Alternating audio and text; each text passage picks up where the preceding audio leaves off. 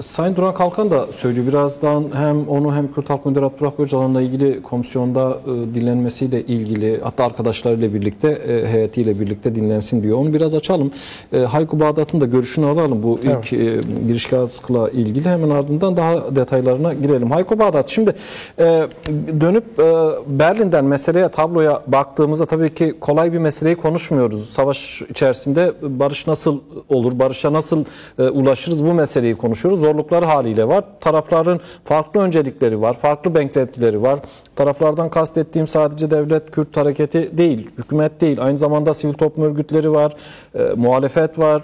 Herkesin önceliği tabii ki farklı ama bir ortak nokta var ki çözümün olması, yani kanın akmasının durması, savaşın son bulması, barışın sağlanması. Bu hedef için bu olup bitenleri nasıl değerlendiriyorsun? Komisyon üzerinden meseleyi konuşuyoruz, değerlendiriyoruz. Yorumun nedir? Erdal, şimdi aslında yapısal olarak bugün ilerleyen sürecin ideali nasıl oluru çok fazla tartışamıyoruz. Çünkü bu süreç 2013-2015 sürecinde olduğu gibi ideali aramak, toplumsal kesimleri ikna etmek, bununla ilgili medyada bir dil oluşturmak, bununla ilgili akademisyenleri, sivil toplum önderlerini aktif olarak akil insanlarla çalıştırmak, hatta sürecin önemli aktörlerinin önemli bir kısmının özgür olduğu, değil mi?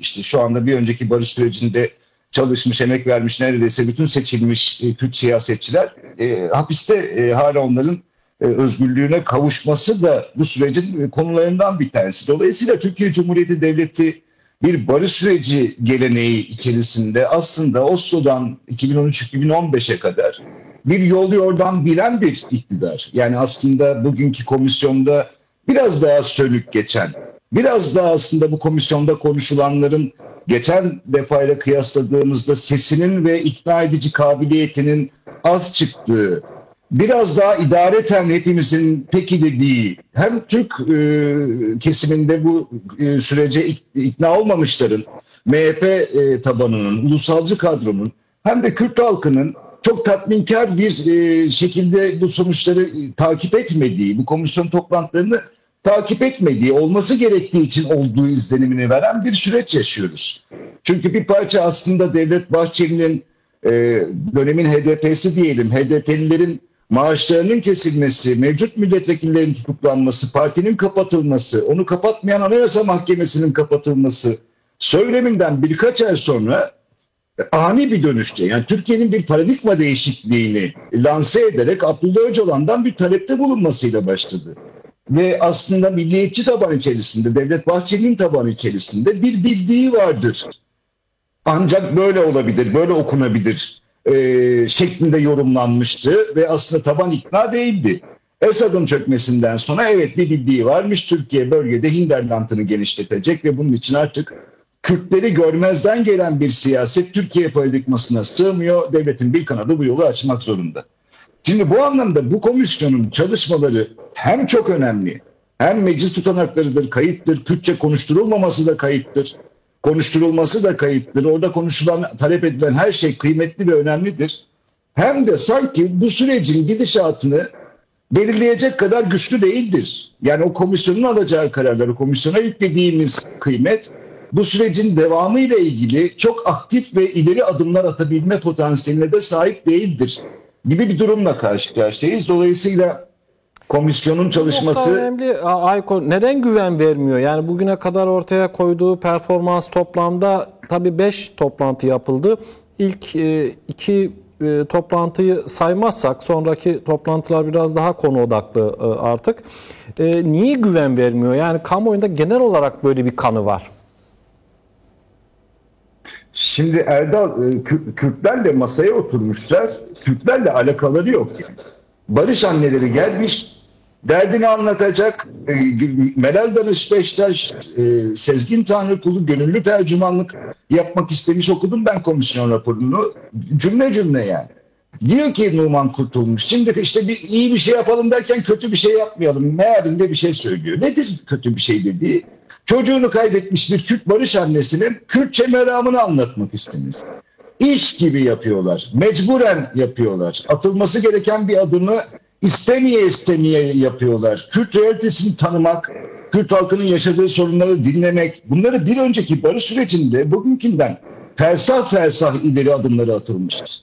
Dolayısıyla bugün hem Kürt halkının nezdinde bir tedirginlik veren, hem Türk seçmen işte bir dakika Kürtleri görürsek artık eşit mi olacağız diyenlere dahi bir ikna, bir yakınlaşma hali çok görmüyoruz. Gerçi bunu, şimdi konuyu dağıtmayalım ama Milliyetçi Hareket Partisi ile Tayyip Erdoğan arasında yavaş yavaş açılan makası da, yani Türkiye'nin iç siyaseti tartışmalarını da Türkiye'nin otoriterliğe giden İmamoğlu meselesi, Cumhuriyet'e ana muhalefet partisi meselesinde çemberi sıkıştıran halinin de etkisi olduğunu görmemiz lazım.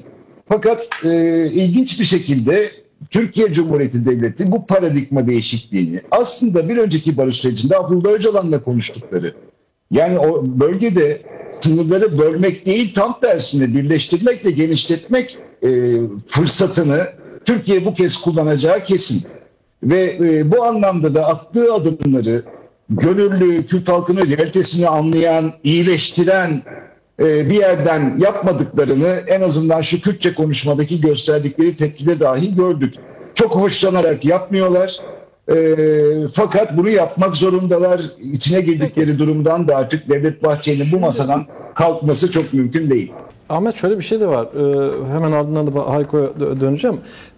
Ya 11 Temmuz silah yakma töreni veya eylemi, Bese Ozat'ın ifadesiyle, eylemiyle birlikte bir gerçek ortaya çıktı. Öncesinde de sonrasında da Bese Ozat'ın yaptığı açıklamalarda şu var.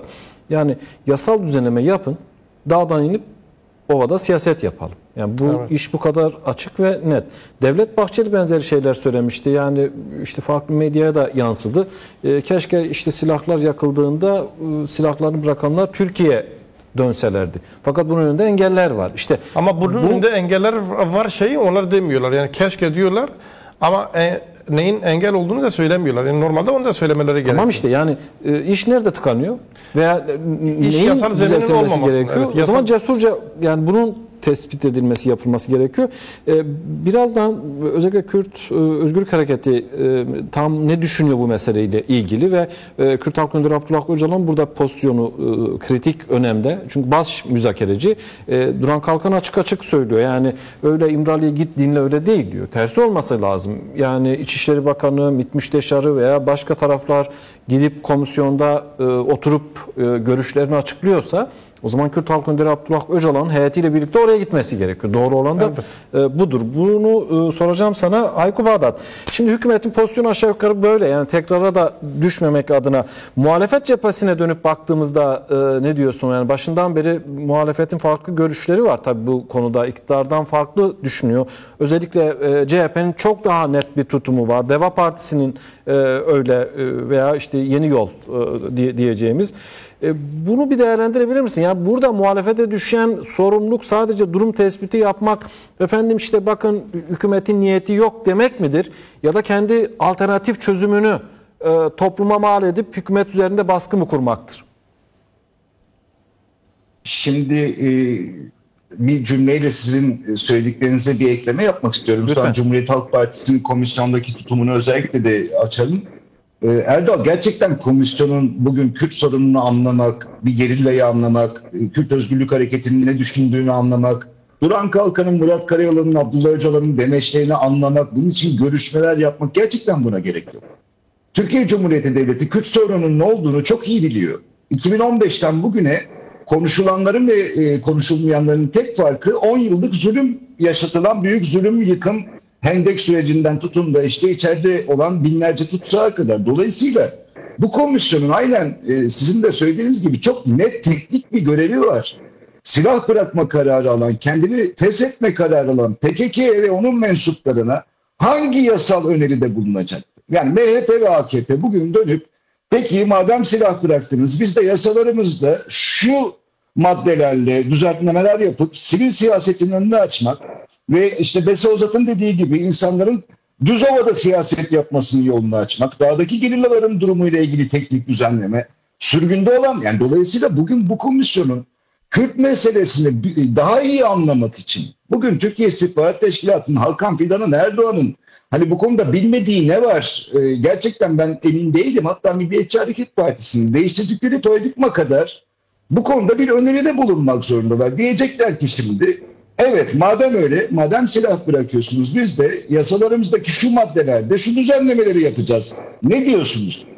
Bu anlamda da muhalefet belki de bir önceki barış sürecinden çok daha olumlu. Yani Cumhuriyet Halk Partisi, Özgür Özel gerçekten bu süreç için bir şans diyebiliriz. Yani negatif bir açıklaması olmadı.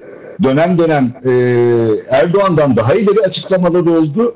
Ve kendi partisi büyük bir abluka halindeyken kendi tabanının bastırmasına rağmen bu komisyona üye verdi ve komisyona teklifle geldi. Yani bu komisyonun çalışma kurallarından tut da Kürt meselesinin çözümüne kadar Sezgin Tanrıkulu nezdinde geçenlerde bir Zoom toplantısında özellikle dinledim. Sezgin Tanrıkulu anlattı biraz. Cumhuriyet Halk Partisi'nin bu konuda MHP'den ve AKP'den ileri teklifleri olabilir. DEM Partili üyelerle Cumhuriyet Halk Partili üyeler doğal olarak bu komisyonda beraber hareket edecekler demokrasiye evrilme sürecinde. AKP ve MHP'nin bu komisyonu kitleme veya kendi siyasetlerine alet etmeye zorladığı süreçlerde. Ki Özgür Özel bir televizyon programında DEM Partili üyeler var orada, onlar AKP ile bir olursa siz azınlıktasınız dediğinde ne münasebet, onlar düşman mı, biz demokrasi konusunda onlarla uzlaşacağız diye çok açıkta söyledi. Dolayısıyla muhalefetin, Cumhuriyet Halk Partisi'nin kendi başı beraberken uğraştığı bu süreçlerde bu sürece direkt bir karşı çıkışını duymadık. Bu işlenebilir. Cumhuriyet Halk Partisi bu konuda cesaretlendirilebilir ve bu komisyonda etkin görev alabilir. Keza Davutoğlu'nun veya işte Babacan'ın böyle çok yüksek sesli bir karşı çıkışını duymadık. Çok yüksek sesli karşı çıkışta bulunan Muharrem İnce Cumhuriyet Halk Partisi'ne geçti. Geriye kaldı Zafer Partisi ve İyi Parti. Dolayısıyla Türkiye'nin iktidar ve muhalefet cephesi bu anlamda iş yapabilme kabiliyetinde bir komisyon kurdu. Fakat lafı uzatmaya gerek yok. Kürt sorununun ne olduğunu, cumartesi annelerinin ne yaşadığını, barış annelerinin başına ne geldiğini aslında Türkiye Cumhuriyeti Devleti de Kürt halkı da çok iyi biliyor. Şu anda teknik konuşmalıyız. Ekim ayına siyasi tutsaktan ne olacak yani? Kendini feshetmiş bir örgüt üzerinden ceza almış insanların dünyadaki örneklerine bakarak hukuki durumunu nasıl pozitif hale getirecek? Aslında konu budur ve buna da biraz hatırlatmak istediğim de oydu. Ahmet'le de onu konuşmaya çalıştık. Biraz daha konuşmakta da fayda var. Gayet haklısın tabii. Önemli bir nokta. Buna dikkat çekmen. Besozat ve arkadaşları silahlarını yaktılar. Güçlü bir mesaj verdiler. Dolayısıyla silah yakmanın çok ötesinde orada bir aslında mesaj var. Bekliyorlar. Şimdi silahlarını bekliyorlar. Gelip siyaset yapacaklar. Ne yapacaksınız? Tam da esas konuşmamız gereken durum bu. Hayko Bağdat, duyuyor musun? Bende mi söz? Evet, Ahmet'te mi, bende mi söz? Bir katkı sunmak istedim. Buyurun. Evet, şimdi belki biraz sonra konuşacağız. Aslında bu süreci hepimizin de hep sık sık altını çizdiği gibi belirleyen sadece Türkiye Kürdistan'ındaki yaşayan halkın ihtiyaçları ve Türkiye Cumhuriyeti Devleti'nin iyileştirmelerinin bağlı olduğu Suriye Rojava denkleminin de bir parça bu işi yavaşlattığı bir durum var. Şimdi Kürtler gerçekten çok ilginç bir durumda kaldılar Erdal. Yani hem Türkiye'de hem Suriye'de hatta Irak'ta, İran'da. Şimdi Türkiye'nin Kürt siyasi hareketi demokrasinin işte Nuh'un gemisi gibi bir işler üstlendi çok uzun süre. Türkiye'deki bütün kimliklerin HDP perspektifiyle bütün siyasetlerin bir çatısı haline geldi. Ve bugün Kürt sorununun bitmesi ve silahın ortadan kalkması için görüşmek zorunda olduğu iktidar, Cumhuriyet tarihinde eşi benzeri görülmemiş bir otoriter rejime doğru giden AKP-MHP iktidarı. Kürtler Türkiye'de demokrasi mücadelesini sırtladıkları bir yerde masaya oturdukları muhatapları bunlar. Oturmak zorundalar. Tabii ki otursunlar. Kim varsa o anda devletin karşısında durum odur. Aynı şekilde Suriye'de yani DAEŞ'in hüküm sürdüğü bir alanda dünyanın 2. Dünya Savaşı dahil gördüğü en büyük kötülüklerin yaşandığı bir coğrafyada yine Kürt siyasi hareketi geliştirdiği paradigmayla bir yaşam formuyla biraz önce DAEŞ'in yönettiği kentlerde şu anda kadın erkek ve ekoloji ve demokrasi formunun dünya modeli olduğu bir sistemle gidip HTŞ ile görüşmek zorundalar. Suriye'nin geleceğini, biraz önce savaştıkları, biraz önce El-Kaide ismiyle var olan, paralı askerlerden oluşan çete dediğimiz bir yapıyla ve dünyanın gözü önünde Suriye'de HTŞ ile bir yaşam formu tartışmak zorundalar. Dolayısıyla Kürtler, Kürt siyasi hareketi ya da Abdullah Öcalan paradigmasının Kürt halkının üzerine inşa ederek büyüttüğü siyaset çok önemli iki alanda, Türkiye'de ve Suriye'de karşılarındaki bu muhataplarıyla demokrasi hattını korumaya çalışıyorlar.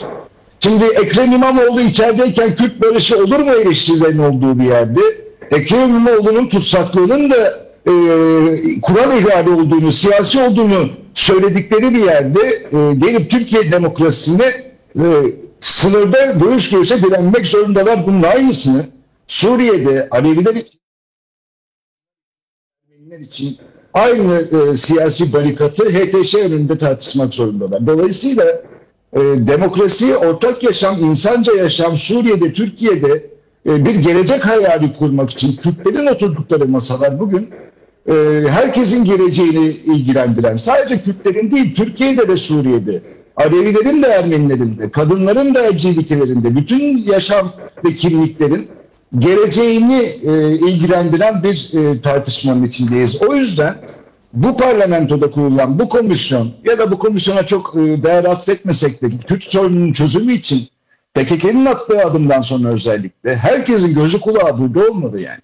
Türkiye'nin ve Suriye'nin geleceği, orada yaşayan milyonlarca halkların geleceği Kürtlerin siyasi becerisine bağlı, diplomatik becerisine bağlı, Suriye'de askeri becerisine bağlı ve bu hattı korurlarken arkalarında sadece Kürtlerin değil bütün bölge halklarının da sorumluluğu taşıyorlar. Şimdi Cumhuriyet Halk Partisi'ne de aslında Türkiye'nin geleceğine dair bir umutları varsa, bir fikirleri varsa Erdoğan'ın yaptığı tekliften daha iyi bir teklif yapmalarını öneririm Kürtlere. Yani niçin önümüzdeki dönem bu diktatörle iş olmaz, bunun derdi anayasa, bunun derdi başkanlık ise Cumhuriyet Halk Partisi DEM Parti'ye bir koalisyon önerisinde bulunabilir. DEM Partili yetkililere, cezaevindeki siyasetçilere gelecek hükümette Türkiye'yi tekrar kurmak için bir teklifle gelebilir. Dolayısıyla Cumhuriyet Halk Partisi'nin Türkiye'nin geleceğini düşünüyorsa AKP, MHP'nin Kürt realitesiyle yüzleşmesinin bir benzerini kendisinin de yapması gerektiği de aşikar. Bunu da muhalefet için hani az önce Özgür Bey'e güzel şeyler söyledim. Çok da güzel söylemiş olmayayım. Bu kısmında da büyük eksiklikler görüyorum. Yani Cumhuriyet Halk Partisi'nde de bir meseleye bambaşka bir yerden bakış gerçekten gerekiyor.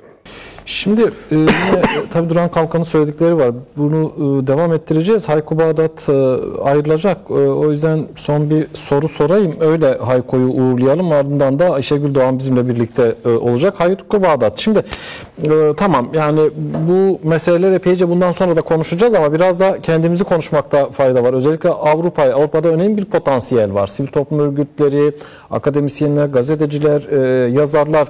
Bu mesele hepimizin, herkesin meselesi. Dolayısıyla herkese de sorumluluklar düşüyor. Engeller bunlar, fırsatlar bunlar, riskler bunlar. Biz dönüp baktığımızda kendimize Avrupa'daki demokrasiden yana olan, çözüm ve barıştan yana olanlar ne yapacaklar? Sivil toplum örgütleriyle birlikte düşündüğümüzde ya da ne olmalı? Evet, şimdi yine kendimi tutamayıp bir cümleyle Devlet Bahçeli için bir şey söylemek istiyorum. Erdal az önce Lütfen, Ahmet'in açtığı konu önemli çünkü sonra mutlaka Avrupa'yı konuşalım. Şimdi Devlet Bahçeli genelde biz Cumhur İttifakı diye bahsediyoruz. Her platformda AKP, MHP'yi yan yana koyuyoruz. Fakat bu süreçte çok çatallaşan bir durum var ve bunu artık aşikare bir durum olduğu için de konuşmak zorundayız. Aslında bu sürecin gereklerine uygun davranan Kürt hareketi tarafının karşısı olarak, muhatabı olarak bu sürecin gereklerine en uygun davranan kişi Devlet Bahçeli. Yani 7 Ekim'de oldukça ilginç ve ileri bir açıklama yaptı. Yani Abdullah Öcalan'ın sivil siyasete girip mecliste konuşup Kürt siyasi partisinin başına geçmesini teklif etti. Ve hemen arkasından hatırlarsan sürecin ilk aylarında 7 Ekim'den sonra korkunç nefret dili devam ediyordu hala. Devlet dilini veya resmi dili veya şiddet dilini değiştirdi Devlet Bahçeli. PKK'nın kurucu önderi diye bahsetti. Hatta ona yazdığı bir şiiri medyaya sızdırdı. Yani medyadan biz bunu okuduk. Yani aslında Abdullah Öcalan'ı muhatap olarak kabul eden, eşit muhatabına saygın hukuk çerçevesi içinde davranan, hani bana da bunu söylerken biraz garip geliyor ama hükümet kanadındaki en önemli isim Devlet Bahçeli. Şimdi Kürt mizahı her zaman çok keyifli. Geçenlerde bir Kürt arkadaşımla bu konuyu konuşurken dedim Bahçeli böyle böyle filan.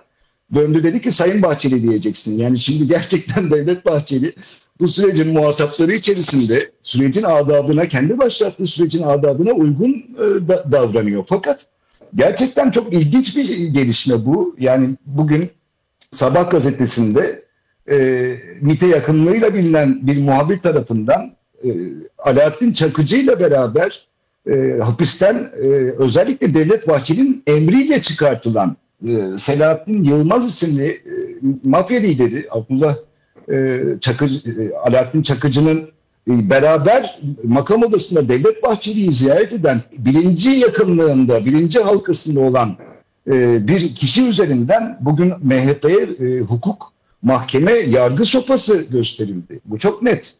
Yani bugün şu ana kadar Devlet Bahçeli ile AKP arasındaki en büyük gerilimden bahsediyoruz ve unutmayalım bu soruşturmayı Akın Gürlek yönetiyor. Erdal, sence bugün Milliyetçi Hareket Partisi'nin Devlet Bahçeli'nin en yakınındaki Alaaddin Çakıcı ile beraber en yakınındaki isme herhangi bir savcı, herhangi bir gazete, herhangi bir hakim tutuklama kararı verebilir mi? Bunu yapan Sabah gazetesi, yani Erdoğan'ın ailesinin gazetesi. Bunu yapan savcı Erdoğan'ın özellikle Cumhuriyet Halk Partisi'ne karşı siyasi davalarını, Selahattin Demirtaş'a tutuklama kararını veren, kumpas davalarını kuran Maşalı İstanbul Başsavcısı. Erdoğan'ın emriyle Milliyetçi Hareket Partisi'ne bugün önemli bir operasyon çekilmekte. Dolayısıyla bu durumun iç siyasete kurban edilmemesini de umarım. Çünkü Türkiye'de aynı zamanda Erdoğan'ın geleceği, Erdoğan'ın birinci önceliği, yani Kürt barışı için kendi siyasi koltuğunu feda edebileceği, o bir önceki barış sürecinde işte baldıran zehri içtim, bu yolda ölürüm falan gibi bir durumdan bahsetmiyoruz. Bu önemli, gerçekten bugün o komisyonda MHP ile AKP'yi aynı tarafta görmeye devam edecek miyiz? Bu durum nereye evrilecek? Bu önemli. Hemen sözü kısa tutarak Avrupa'daki bir şey soracak. Devlet içindeki kliklerden söz ettin. Orada da bir çelişki çatışma olduğu görülüyor açık. Boyutlarını bilmemekle birlikte işte Hakan Fidan meselesi, Yaşar Güler meselesi başından beri konuşulan bir diğer önemli noktaydı. Bir cümleyle bu makas giderek açılırsa Devlet Bahçeli geçmişte de olduğu gibi seçim kartı çekebilir mi? Kırmızı kart gösterebilir mi? Yani o ve MHP'nin elinde birçok kart var. Dolayısıyla aslında eğer şu anda bir muhtaçlıktan bahsedeceksek AKP MHP'ye çok daha fazla muhtaç. CHP de aslında MHP'ye açık mesaj veriyor. Yani AKP'nin kaybedeceği bir iktidarı var. MHP'nin kaybedeceği bir şey yok. Peki. Hayko Bağdat, istersen sivil toplum örgütleri, Avrupa, biz ne yapabiliriz? Burada kalmıştık, virgül koymuştuk. Tamamla, uğurlayalım seni. Evet, hemen bir cümleyi şunu söyleyeyim, hatırlarsanız vallahi son bir cümle. Bu komisyon kurulduğu zaman ilk işte bahsedilen tabir terörsüz Türkiye Komisyonu'ydu. Tabii ki başta DEM Parti olmak üzere böyle saçma sapan bir isim olur mu? İnsanları oturtacaksınız komisyona, bir kısım terörist diye ilan edeceksiniz. Bu onurlu bir isim değil diye bir tartışma yaşandı ve Milliyetçi Hareket Partisi kardeşlik, dayanışma falan filan gibi eften püften bir isim buldu. Fakat terörsüz Türkiye'den vazgeçti. Komisyon toplantısında, ilk toplantısında komisyona isim koymak için yapılan tartışmada MHP'nin teklifi DEM Parti'nin bu haklı gerekçesine cevap bulmaktı. Peki AKP'nin teklifi neydi komisyonun ismi konusunda? Hala terörsüz Türkiye'ydi. Yani o konuda bile dayattığı bir durum vardı. Gerçekten Türkiye'nin restorasyonu ve Erdoğansız bir Türkiye'de olacak olsa yine Kürt realitesini görmek zorunda kalacağına eminiz ya. Yani İmamoğlu da gelirse bugün Suriye'de ve Türkiye'de durum değişmiyor ya. Erdoğansız bir Türkiye ihtimalinde Devlet Bahçeli'nin o dönemde de görev almak isteyebileceği, MHP'nin kurucu unsur olarak yeni dönemde de bir alternatifi olduğu daha yüksek sesle konuşulmaya başlandı. Avrupa'da yaklaşık 7-8 yıldır sürdürdüğümüz ve yaklaşık 3 tane konferansla Berlin'de özellikle gerçekleştirdiğimiz bir çalışma vardı. Hatırlarsanız ki Erdal, Ahmet sizler de hemen hemen her konferans zamanı Berlin'deydiniz. Ve bu Berlin'deki komisyon diasporadaki sivil toplum örgütleri, siyasi kesimler, gazeteciler, akademisyenler, ülkesinden hukuki sebeplerle ayrılmak zorunda kalmış bütün kesimlerin neredeyse içerisinde yer aldığı bir çalışmaydı. Ve bu komisyon, daha doğrusu bu konferans dizisini gerçekleştiren bir ekip, konferanslar dışında da çalışmaya devam etti ve son düzlükte bu 7 Ekim'de Devlet Bahçeli'nin Abdullah Öcalan'a çağrısından öncesi bir süreçte hala barış araştırmalarının, hala ne olursa olsun bir barış ihtimalinin, Türkiye'de tekrar bir yeni açılımın olabilmesinin mümkün olduğunu savunmak için özellikle bu konuda konsantre olarak çalışmalarına devam etmişti. Hatta Vizit Öcalan kampanyasını hatırlarsınız. Abdullah Öcalan'la görüşmelerin açılması, tecritin sona ermesi ve dünyadan ve Türkiye'den sivil toplum örgütlerinin Abdullah Öcalan'la birebir görüşmesi konusunda da çalışmalarımız vardı. Fakat Türkiye bizden hızlı davrandı. Hemen arkasından 7 Ekim'deki Devlet Bahçeli'nin açıklaması geldi. Biz bu çalışmalarda ciddi bir hazırlık içerisindeyken bizler de hemen rotamızı bu yeni duruma göre çevirdik. Şimdi bu yeni süreç içerisinde mümkün olduğu kadar yurt dışında yaşayanların sesini de Türkiye'ye ulaştırmak, bu sürecin bir parçası olmak, konunun muhataplarıyla toplantılar düzenlemek ve önümüzdeki sezonda belki Avrupa'nın pek çok yerinde gidip tekrar barışı, süreci hem anlamak hem anlatmak üzere yoğun faaliyetler içerisinde bir parça ben böyle anlatıyorum. Ben son dönemde biraz bu işte fazla geziler olduğu, stand-up'lar olduğu için tembellik ettim, az çalıştım ama bütün arkadaşlarımız cansiperane bir çalışma yürütüyorlar. Avrupa'da da örgütlü, yoğun çalışmalar özellikle süreçle beraber oldukça hızlanmış durumda. Herkes bir dakika anlamak istiyoruz ve anladıktan sonra anlatmak ve barışa katkı sunmak istiyoruz. Özellikle de Kürt siyasi hareketini bu kadar zor bir denklem içerisinde fikrimizle, aklımızla yanında olmak ve anlamak ve desteklemek istiyoruz diyen çok geniş bir çerçeve var Avrupa'da, bunu da söyleyebilirim. Hayko Bağdat, çok teşekkürler. İyi akşamlar diliyorum. Başarılar. Sağ olun.